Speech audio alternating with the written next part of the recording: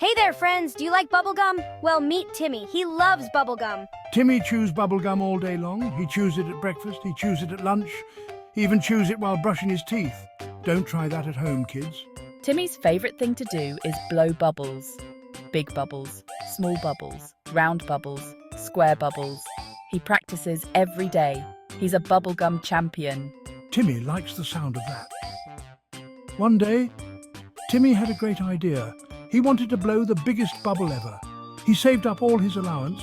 He bought every flavour of bubblegum in the store. Cherry, grape, watermelon and more. Timmy couldn't wait to start his bubble-blowing adventure. That night, I dreamed of floating on a giant bubblegum bubble. I flew over mountains and oceans. I waved to birds and airplanes. When I woke up, I knew today was the day. Today, I would blow the biggest bubble in the world. The next morning, Timmy raced to his backyard. He had a special spot under the big oak tree. This was where he did all his best bubble blowing.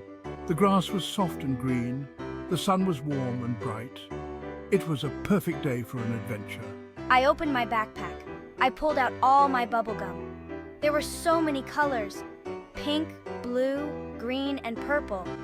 But wait, what was that? At the bottom of my bag, I found a strange package. It was wrapped in shiny gold paper.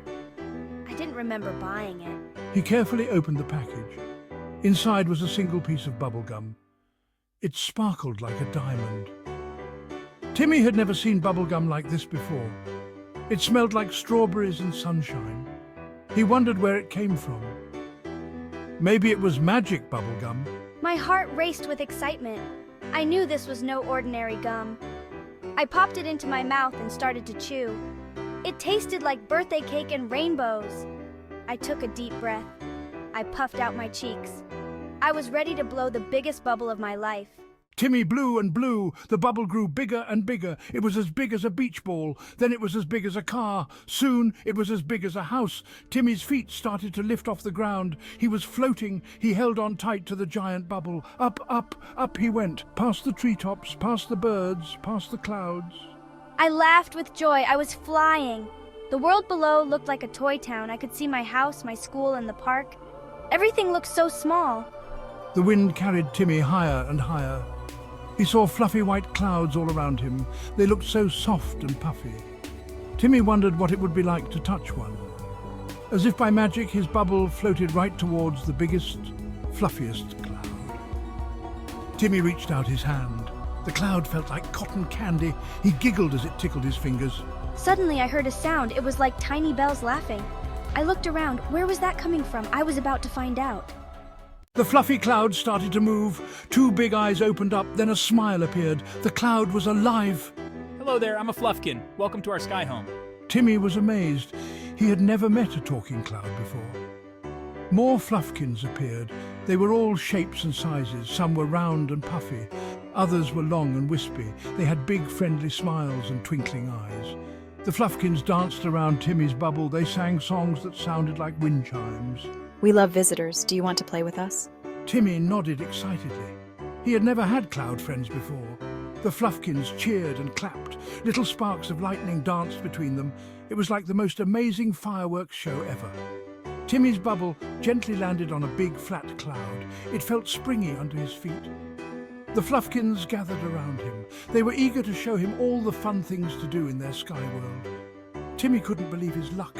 This was going to be the best adventure ever. The Fluffkins had so many fun games. They played cloud tag, zooming through the sky. Timmy rode on the back of a friendly Fluffkin. They raced other Fluffkins riding on rainbows. It was the most exciting race Timmy had ever been in. Next, they played hide-and-seek in the clouds. Timmy was really good at this game. He could make himself small and hide in tiny cloud puffs.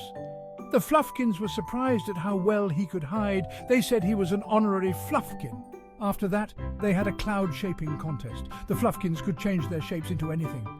One became a castle, another turned into a giant teddy bear. Timmy used his bubble to help shape the clouds. Together, they made a huge bubblegum machine in the sky. As the day went on, Timmy and the Fluffkins had more and more fun. They told jokes that made rain fall from laughing so hard. They sang songs that made rainbows appear. Timmy even learned how to make tiny clouds with his breath. It was like blowing bubbles, but even cooler. As the sun started to set, Timmy knew it was time to go home. The Fluffkins gave him big, fluffy hugs. Come back soon. Timmy promised he would. He climbed back into his magical bubble. The Fluffkins waved goodbye as he floated down towards his house. Timmy's bubble landed softly in his backyard. Pop! The bubble disappeared. But Timmy wasn't sad. He knew he could go back anytime he wanted. All he needed was that special, sparkly bubblegum. He patted his pocket. The gum was still there, ready for the next adventure.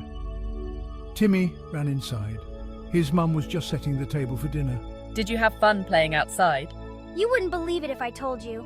His mum smiled and ruffled his hair. She was used to Timmy's big imagination.